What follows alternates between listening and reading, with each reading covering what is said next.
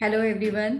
Toppers इंटरव्ह्यूची ही जी series सुरू आहे आपली त्याच्या आजच्या आपल्या भागामध्ये आपल्यासोबत आहे अभिषेक दास. हा आपला ऑनलाईन स्टुडंट आहे आणि एकदम शांत आणि गुणी मुलगा आपल्या क्लासचा हा. आणि आता आज त्याच्यासोबत आपण गप्पा मारणार आहोत आणि त्याची स्ट्रॅटेजी काय होती लास्ट ह्या 1 ते 1.5 महिन्यामधली त्याच्याबद्दल तो तुम्हाला सगळ्यांना गाईड करणारच आहे. ऑल्सो सगळ्यात पहिल्यांदा आपण त्याचं स्वागत करूयात. वेलकम अभिषेक.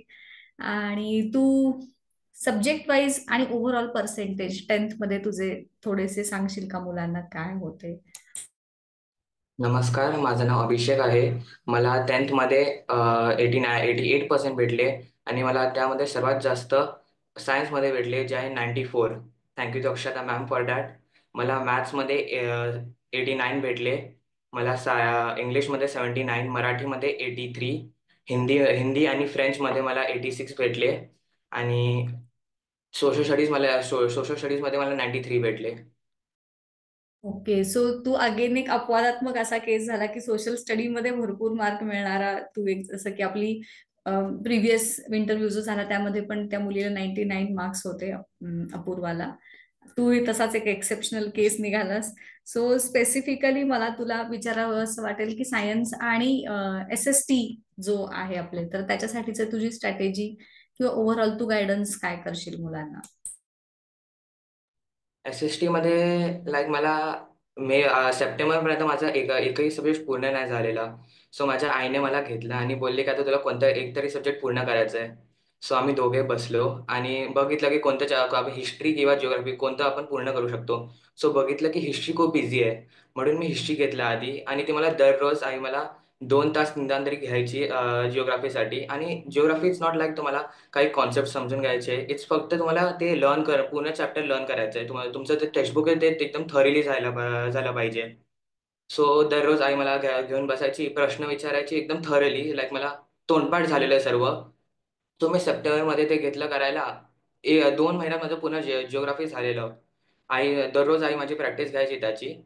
ते झालं होतं आणि आणि मला त्यानंतर मी कधी हात पण नाही लावला जिओग्राफीला. फक्त एक्झामच्या आदल्या दिवशी मी त्याला घेतलं आणि मला सर्व तोंडपाठ होतंच. सो मला तितकं टेन्शन नव्हतं जिओग्राफीसाठी. ते सोपं असं तुम्हाला ते it's a really scoring subject, तुम्हाला टेन्शन नसणार त्याचं. आणि हिस्ट्रीसाठी त्याच्यासाठी जरा तुम्हाला डोक्याला चालवायला लागणार. तुम्हाला त्यासाठी दररोज प्रॅक्टिस 2 महिन्यात नाही होणार. तुम्हाला दररोज प्रॅक्टिस करायला लागणार त्याची. तुम्हाला डेट्स खूप आठवण करायला लागणार. It's important. आणि the founder's name, the emperor's name, it's also important. So तुम्ही त्याची जितकी रेग्युलर प्रॅक्टिस करणार इट्स गुड. आणि त्यामध्ये तुम्हाला पेपर पेपर तुम्हाला इतकं पण हार्ड नसणार, पण तुम्हाला PYQ ते खूप सॉल्व्ह करायला लागणार हिस्ट्रीसाठी. ओके, सो सगळ्या मुलांचा आपण जर जो इंटरव्ह्यूचे समराईज करायचं झालं तर सगळ्यांनी PYQs आणि प्रॅक्टिस ह्या दोन गोष्टींना खूप जास्त महत्त्व दिलेलं होतं लास्ट 1 महिना ते 1.5 महिन्याच्या याच्यामध्ये. सो प्रत्येकानं ही स्ट्रॅटेजी मात्र compulsory for all subjects follow करायची आहे, राईट? सो मला हे विचारायचं आहे की ह्या लास्ट महिन्यामध्ये एक्सरसाइज वरचे क्वेश्चन आन्सर्स जर समजा केले तर त्याचा कितपत फायदा किंवा त्याचा इफेक्ट काय होऊ शकेल मार्क्स वरती मुलांच्या? एक्सरसाइज म्हणजे तुम्हाला टेक्स्टबुकचे प्रश्न तर करायचेच आहेत, पण त्यापेक्षा जास्त तुम्ही जर गेल्या 5 वर्षाचे जे तुम्ही PYQ केले, दॅट्स मोर इफेक्टिव्ह. कारण जे आपल्याला ह्या वर्षी जो पेपर आहे ना, ते त्यामध्येच ते विचारतात. सो लाईक जे सिलेबस होतं ते त्यामधूनच ते लोकं काढतात. सो जितकं तुम्ही प्रॅक्टिस करणार ते जास्त PYQची प्रॅक्टिस करणार इज मोर इम्पॉर्टंट. लाईक आतापर्यंत नवनीतची एक बुक भेटते तुम्हाला PYQसाठी. तुम्ही ते घेऊन प्रॅक्टिस करत असणार दररोज. So it's really helpful for you. Okay, so again practice हा पार्ट येतोच. आणि व्हॉट अबाउट लँग्वेजेससाठी तू काय सांगशील? लँग्वेजेसमध्ये मला मराठीसाठी माझी आई होतीच. आईने मला खूप मदत केली मराठीमध्ये. लाईक माझी भाषा चांगली होती. मला स्पीडचा पण प्रॉब्लेम होता मराठीमध्ये. पण जे शब्द चांगले वापरायचे त्यामुळे आईने खूप मला मदत केली. आणि आणि grammar part is really main in Marathi. त्यासाठी तुम्हाला खूप प्रॅक्टिस लागते. तुम्हाला जे समानार्थी, विरुद्धार्थी, अर्थार्थ ते शब्द खूप तुम्हाला तोंडपाठ पाहिजे. लगेच तुम्हाला यायला पाहिजे. आणि पेपरमध्ये तुम्हाला ते बघता लिहायला आले पाहिजे. You don't need to confuse की हे आहे की हे आहे. इतकं तुम्हाला चांगलं ते थरली झालं पाहिजे. आणि इंग्लिशमध्ये मी इतकं लक्ष दिलं नव्हतं. मी फक्त हिंदी आणि मराठीमध्ये दिलं म्हणून मला इंग्लिशमध्ये कमी मार्क भेटले. तुम्ही तसं करू नका. इंग्लिशमध्ये लक्ष द्या. मला इंग्लिशमध्ये 79 भेटले. रिअली लेस. सो त्यामुळे मला ओव्हरऑल पर्सेंट खूप खाली गेलाय. सो तुम्ही त्यामध्ये जरा लक्ष द्या. तुमचे चॅप्टर्स खूप छान व्हायला पाहिजे आणि तुमचं writing skill that's most important. त्याच्यावरती तुम्हाला तुमची क्रिएटिव्हिटी चांगल्यापणे दाखवा तुम्ही. टाइम घ्या त्याच्यावरती, प्रॅक्टिस करा. तर नवीन नवीन टॉपिक स्वतः शोधा आणि त्यावरती लिहित जावं. सो वाचा आणि लिहा. असं नाही की तुम्ही रट्टा मारून ते लिहायला. तुमच्या स्वतःची क्रिएटिव्हिटी पण असायला पाहिजे त्याच्यामध्ये. आणि हिंदी आणि मला जसं काही काही स्कूलमध्ये हिंदी आणि संस्कृतचा ऑप्शन असतो. मला हिंदी आणि फ्रेंचचा होता. तर French is a easy subject. Like मला त्याच्यामध्ये मे बी 40 आउट ऑफ 40 मला 39 भेटले. राहिला हिंदी थोडा हार्ड होतं तरी पण. लाईक तुमचे शब्द खूप चांगले हवेत. आपण जे असं नॉर्मली हिंदी बोलतो ते चालणार नाही. सो तुमचं वाचन खूप जास्त हवंय त्याच्यामध्ये. जितकं जास्त तुम्ही वाचणार तितकं चांगलं आहे. आणि तुम्हाला कुठली काना कुठली मात्रा ते सगळं तुम्हाला यायला पाहिजे. सो वाचणं हे इम्पॉर्टंट आहेच. त्यासोबत तुम्हाला लिहायला पण पाहिजे तितकं. तुमचे स्वतःचे विचार, स्वतःचे जे तुम्ही किंवा तुम्ही जे पोयम लिहिताय ते तर एकदा तुम्ही वाचताय ते एकदा लिहून घ्या तुमच्या बुकवरती. सो तुम्हाला कळणार की कुठली काना किंवा मात्रा लावायची आहे. आणि निबंध तुम्ही वाचा. एक बुक भेटतेच त्यासाठी नवनीतची, तुम्ही ते वाचत जावे. सो तुम्हाला ते हेल्प होणार त्याच्यासाठी हिंदीमध्ये.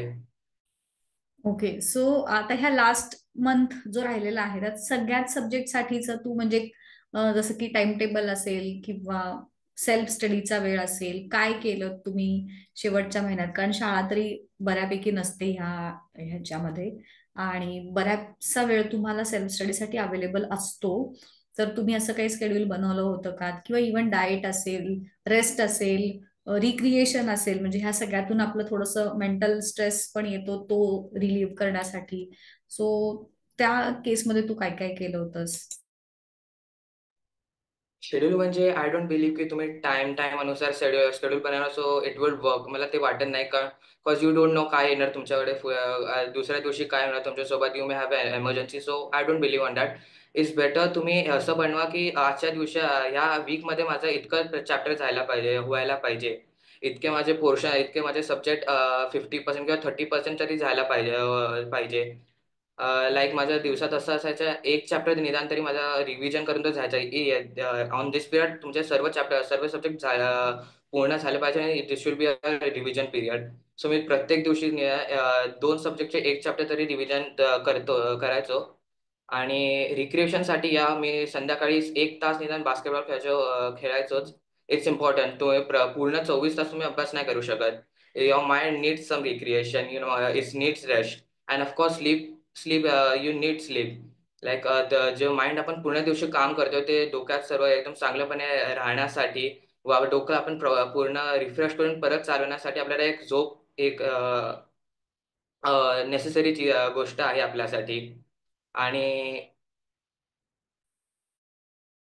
येस. सो हा पण पार्ट झाला. ऑब्विसली हे जसं मी मध्यंतरी बोलले होते की हे टीमवर्क आहे, नुसता स्टुडंट असं नाही तर त्याचे पेरेंट्स, घरच्यांचा रोल जो असतो आता ह्या ह्याच्यामध्ये, बिकॉज तुम्ही सगळ्याच लेवल्स वरती, whether it may be emotional level, whether it may be physical level, stress level, ह्या सगळ्याच गोष्टी तुमच्या एकदम ह्याला असतात, हाय एंडला असतात. सो घरच्यांचं देखील त्याच्यामध्ये रोल स्पेसिफिकली जसं तुझ्या बोलण्यात आलं, आईनं बरंच हे केलेलं होतं. सो त्याच्याबद्दल तू काय सांगशील? This thing is really which I can relate to it. Like अभ्यासामध्ये मी सप्टेंबरपर्यंत माझं काहीच लक्ष नव्हतं. त्यानंतर मला आईने खूप मदत केली. सर्व सब्जेक्ट नॉट ओन्ली मराठी और जिओग्राफी, सर्व सब्जेक्टमध्ये ती मला खूप फोर्स करायची. मला पुढे घेण्यासाठी खूप मला ती मदत करायची. माझा पूर्ण एफर्ट द्यायला. माझं लाईक आजच्या दिवशी मला किती झालं पाहिजे. मॅथ्समध्ये एस्पेशली ती मला खूप मदत करायची. आजच्या दिवशी माझा अभ्यास किती झाला पाहिजे, किती मला झोप पाहिजे, केव्हा मला इट्स नॉट लाईक ती फक्त मला अभ्यास करायला फोर्स करायची. ती मला खेळायला पण तितकंच मला मोटिवेशन द्यायची. आणि पप्पा पप्पा लाईक ही इज टू जरा ओरडायचे मला मार्क्स कमी आले, but it's like a motivation. मला मार्क्स कमी काय येतात ते पण मला समजायचं ना. सो या पप्पांचा पण तितकाच रोल होता. So thanks to them. सायन्सचा अभ्यास तो कसा केलास तू? सायन्ससाठी तर तुम्हीच होतात. So every one was watching this video, I will recommend you join the classes. It's really good. तुम्हाला खूप मदत होणार. इट्स नॉट लाईक तुम्हाला फक्त 10वी पर्यंत ते राहणार. आता मी जेव्हा केमिस्ट्री करतोय PCM मध्ये, त्यामध्ये मला खूप मदत होते. मॅमने जे शिकवलं त्या सर्वच, आणि फिजिक्स मध्ये पण होतच आहे. येस, म्हणजे हा ऍक्च्युली इट इज फाउंडेशन. तुमचं जे पुढचं चाललंय आहे, not foundation as such, ABC सारखंच आहे खरं तर हे. आता जसं तुम्ही बघाल, पूर्णच वेगळं बदलून जातं अगदी. आपण हे जे एकदम शिकलो ते लक्षात येतं, तुम्हाला खूप बेसिक आहे, पण हे जेव्हा माहिती असतं आपल्याला स्टोरी सगळी आधीची, तर ते तुम्हाला थोडंसं कोरिलेट करायला 11-12ला नक्कीच सोपं जात असेल, हो ना? सो आता तू ह्या मुलांना काय तुझ्या टिप्स देऊ शकतोस का, की जेणेकरून थोडंसं मोटिवेट होतील आपले स्टुडंट्स? आय वुड से, तुम्ही जे काही करताय, नॉट ओन्ली स्टडीज, तुम्ही जे काही करताय, be disciplined about it and not worry or stressful about it. आयुष्यात डिसिप्लिन असणं ही खूप गरजेची गोष्ट आहे. तुम्ही ती गोष्ट प्रत्येक दिवशी, जितकं तुम्ही टाइम दररोज त्याला द्यावे, तितकं जास्त एकदम एक्झॅक्ट टायमिंग त्याला द्यावे, असं मी बनावं. अभ्यास असावं किंवा कोणतीही गोष्टी असावी. Give your best to it. Every day it's necessary. Consistency matters. आणि तुम्ही आता अभ्यास करा, त्यावरती फोकस पूर्ण द्या. आता डिसेंबर, फक्त आणखीन 3 महिने, त्यानंतर मी स्वतः म्हणतो 3 महिन्यानंतर तुमच्याकडे खूप मोबाईल असणार. 2 महिने मी स्वतः खूप मोबाईल घेऊन बसलोय. काय मोबाईल घेऊन तुम्ही कंटाळणार 2 महिने. काय करायचं तुम्हाला पण नाही करणार. So this 3 months put your all efforts. Yes, हे खूप जास्त महत्वाचं ठरतं, बिकॉज एक टर्निंग पॉइंट असतो ह्यामध्ये केलेलं. तुम्ही जे काही कष्ट वर्षभर जे झालं ते झालं अगेन. त्याच्याबद्दल आपण रिग्रेट करणं किंवा हे आपल्या हातात नाही, बट आता जेवढा वेळ आपल्या हातात आहे, यू कॅन युटिलाइज इट. तुमचे एकदम फुल पोटेन्शियलने त्याला पूर्ण प्रॉपर प्लॅनिंग करून जेव्हा तुम्ही करता, तर ऑब्व्हियसली त्याचा चांगला इम्पॅक्ट तुम्हाला एक्झाम्सच्या रिझल्टमध्ये बघायला मिळणारच आहे, राईट? सो आता तुझं सध्या काय सुरू आहे?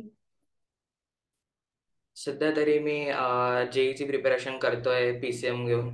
ओके. आणि मग ह्याच्यासाठी तुला 10th नॉलेजचा देखील नक्कीच उपयोग होत असणार आहे ना, म्हणजे खूप उपयोग होत आहे, स्किल्स खूप ज्या खूप. आहेत, येस, तेही महत्वाचं आहे मुलांना कळणं, बिकॉज बरेच स्टुडंट्स असं करतात, एक्झाम पुरतं एक्झाम ओरिएंटेड स्टडी, आणि मग नंतर परत विचारलं की लक्षात राहत नाही. सो त्यांच्यासाठी हे महत्वाचं आहे की नुसतंच तुम्ही बोर्ड एक्झामसाठी नाही करता, हे पुढच्या एज्युकेशनचं हे बेस आहे ह्या दृष्टीनं बघा.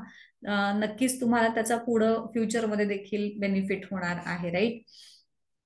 सो हा खूप होता उपयोग होणार आपला आहे. अभिषेक. आणि त्याने खूप छान एकदम सिम्पल, शॉर्ट आणि स्वीट टू द पॉइंट सांगितलेलं आहे आपल्याला काय करायचंय काय नाही ते, राईट? सो हे हे देखील तुम्हाला एक मार्गदर्शन नक्कीच ठरणार आहे, आणि थोडासा कॉन्फिडन्स तुमचा अजून बूस्ट होईल की चला, आपल्या हातात अजून 1 महिना आहे, आणि त्या महिन्यामध्ये आपण इकडचं जग तिकडं करू शकतो अगदीच, जेव्हा प्रॉपर प्लॅनिंगने आपण अभ्यास करू.